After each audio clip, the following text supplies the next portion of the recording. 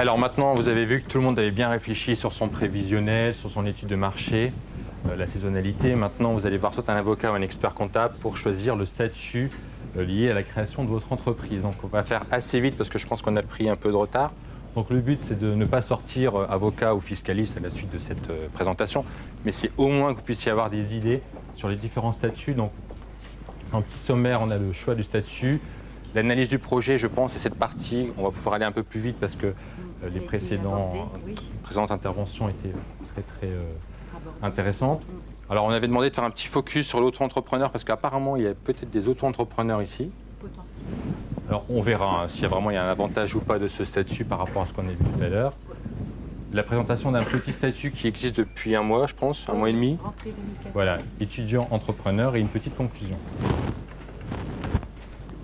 Alors, comment on choisit son statut? Déjà, effectivement, souvent, on voit des créateurs qui viennent nous voir en disant, voilà, je veux créer une société anonyme, une SARL. Je vois que Béline est déjà fatiguée. Et voilà. Alors que la démarche, c'est un peu comme vous avez fait aujourd'hui, c'est d'abord, vous avez l'idée, ils réfléchissent à un prévisionnel, et c'est en fonction du prévisionnel, des moyens financiers, qu'on va choisir la structure. C'est jamais l'inverse.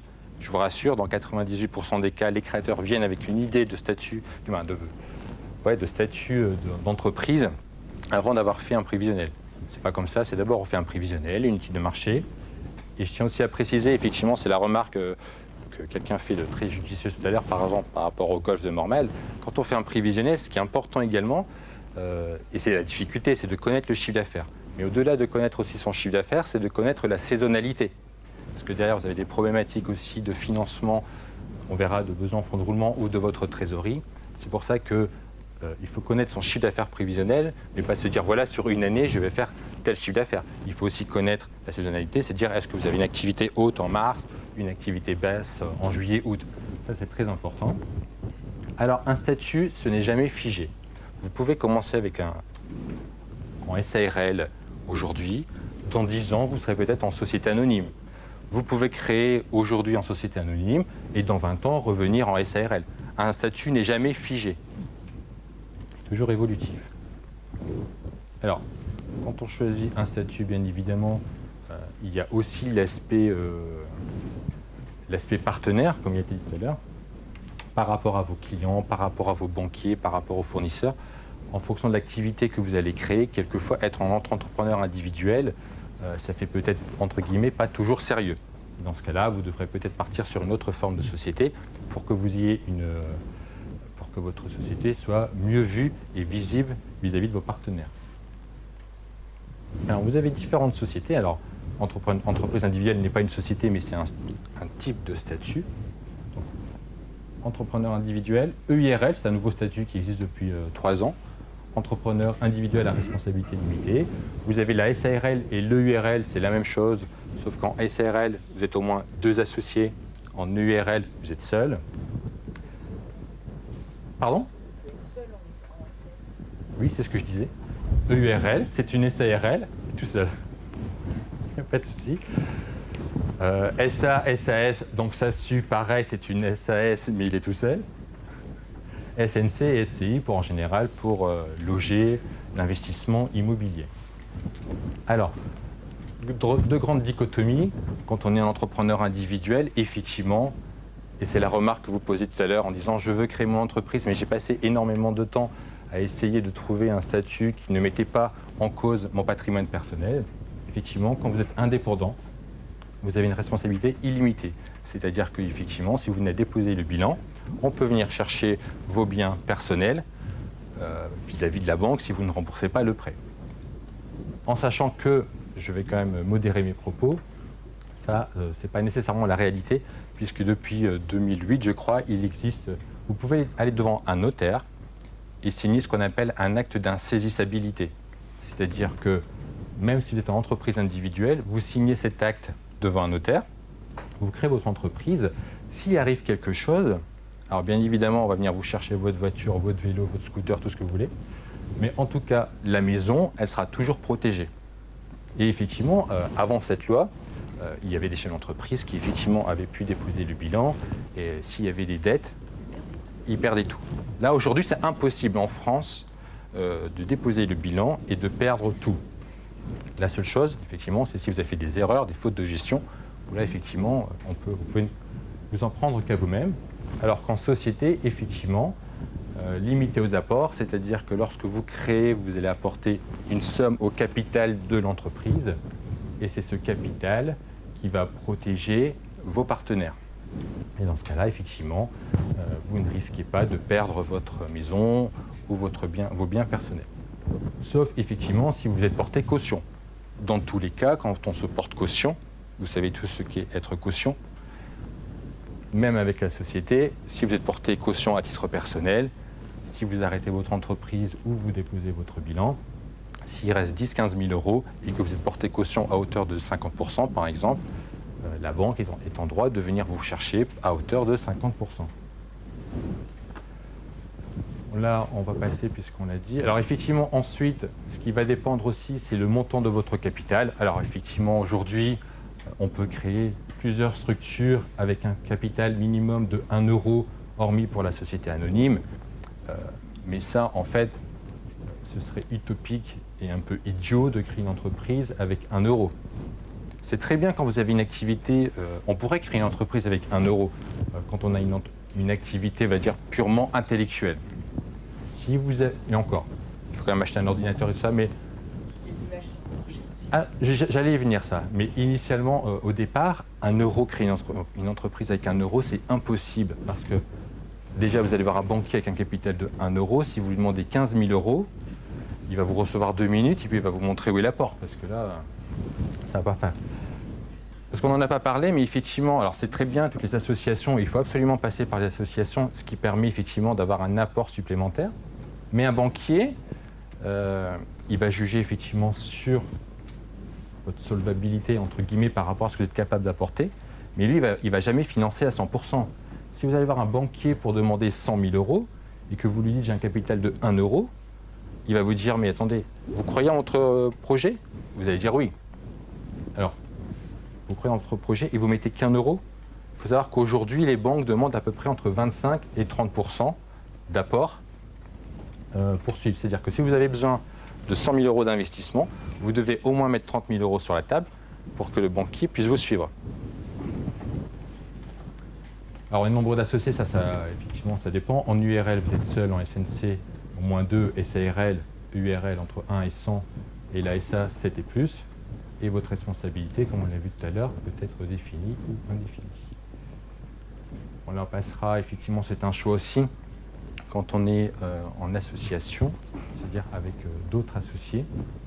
En fonction de la forme de la structure que vous allez choisir, vous allez pouvoir adapter. En fait, les statuts d'une société, c'est comme un contrat de mariage. Dans un contrat de mariage, on indique comment on va vivre ensemble, monsieur et madame. Dans les statuts d'une société, c'est la même chose. On est à plusieurs et on précise dans les statuts comment on va vivre ensemble pour gérer l'entreprise. Vous avez déjà fait des cours de droit ou pas sur cet aspect? Voilà.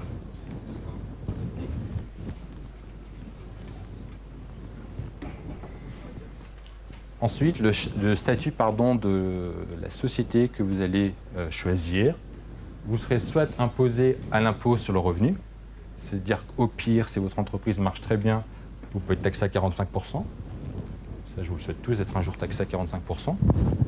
Je pense que je serai le premier heureux à être taxé à 45%. Ou à l'impôt, effectivement, sur les revenus, sur les sociétés. Pardon. Donc là, en fonction de la forme de la société qu'on aura choisie, je pourrais être soit imposé à l'impôt sur le revenu ou à l'impôt sur les sociétés. Donc l'impôt société en France, il est à 15% jusqu'à 38 000 euros. Allez-y, allez-y.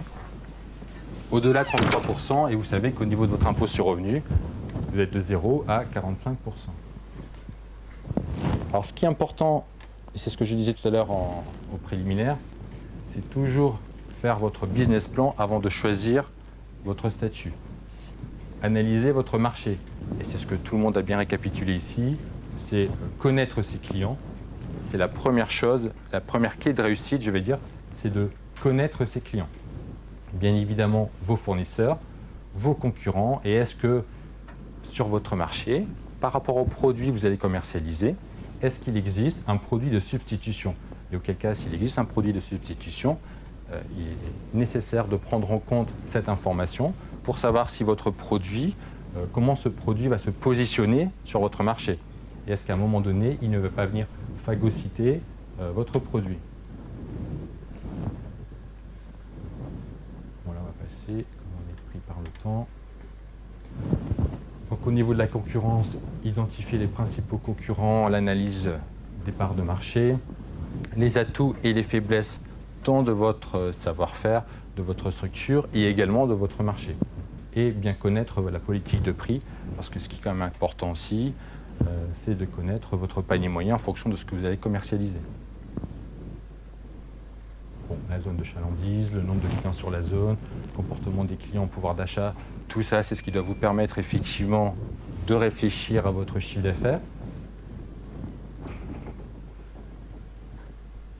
Oui, alors c'est vrai qu'on n'en a pas trop parlé, mais au-delà des chiffres et du choix de la structure, c'est toujours bien de faire un genre de petit CV de ce que vous faites, d'où vous venez, votre expérience et comment vous voyez les choses. Ça valorise aussi votre projet. Est-ce que ça va jusqu'ici? C'est bon? Encore trop fatigué? On continue. Alors, statut d'auto-entrepreneur, ça, je pense que beaucoup d'entre vous connaissent parce que souvent on peut créer. Alors, le but initialement, le statut d'auto-entrepreneur, c'était travailler plus pour gagner plus, mais au-delà, c'était quand même pour tester un produit. Alors, ça que je ne suis pas partisan de l'auto-entreprise, mais quelquefois, ça peut vous permettre effectivement de tester votre marché sans prendre trop de risques, en sachant qu'on peut, comme j'ai dit tout à l'heure, commencer en tant qu'auto-entrepreneur et vite passer sous un régime de URL, SARL ou autre. Ce qu'il faut savoir, c'est que c'est un régime forfaitaire. C'est-à-dire que, en fonction du chiffre d'affaires que vous allez déclarer, l'administration fiscale va vous octroyer un abattement et vous serez taxé sur le delta. Vous avez un seuil de chiffre d'affaires à ne pas dépasser. Si vous êtes dans la catégorie achat-vente, c'est 82 200 €. Si vous êtes dans la catégorie plutôt prestations intellectuelles de services, travaux immobiliers, on est sur un seuil de 32 900 €. Alors, pour info, je ne sais plus, 300 000 auto-entrepreneurs, je crois, depuis le début. 90% ne déclarent pas plus de 1 000 €. Hein. Donc, en fait, beaucoup de personnes ont voulu créer ce statut, mais n'ont pas après approfondi ou développé, effectivement. Bon, là, on va passer, puisqu'on est pris par le temps, on va peut-être passer tout ça.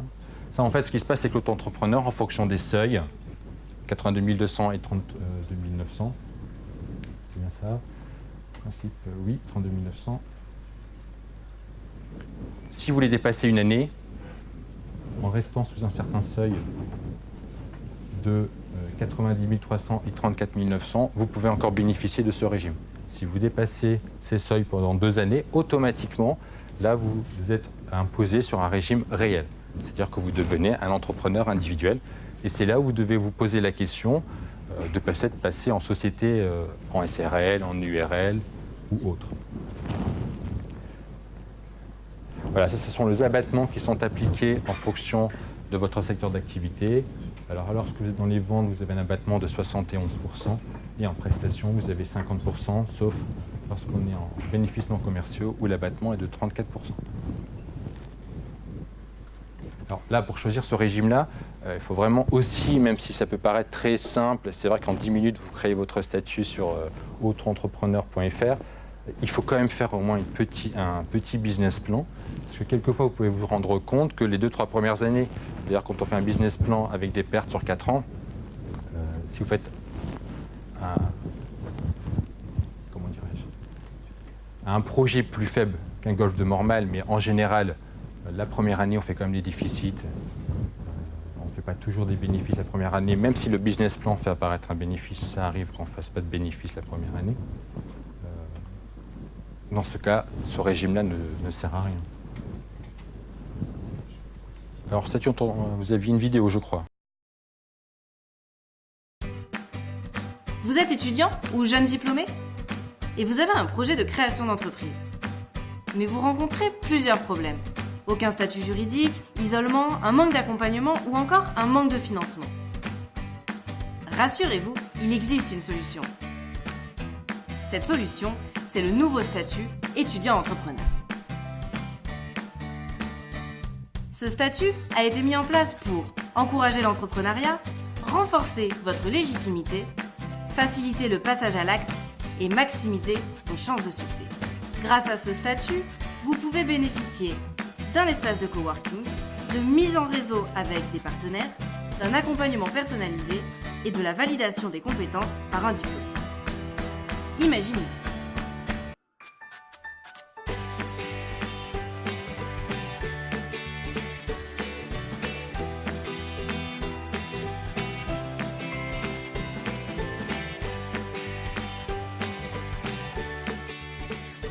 Le statut étudiant-entrepreneur s'adapte à votre profil. Si vous êtes étudiant, vous pouvez valider votre projet entrepreneurial par des ECTS, bénéficier d'aménagement de votre emploi du temps, ou vous pouvez encore dédier votre stage au développement de votre projet. Si vous êtes jeune diplômé, retrouvez une couverture sociale étudiante et bénéficiez d'un accompagnement et de formation reconnue. Pour plus d'informations, retrouvez-nous sur notre site internet. Et à très bientôt pour qu'ensemble, votre projet soit une réussite.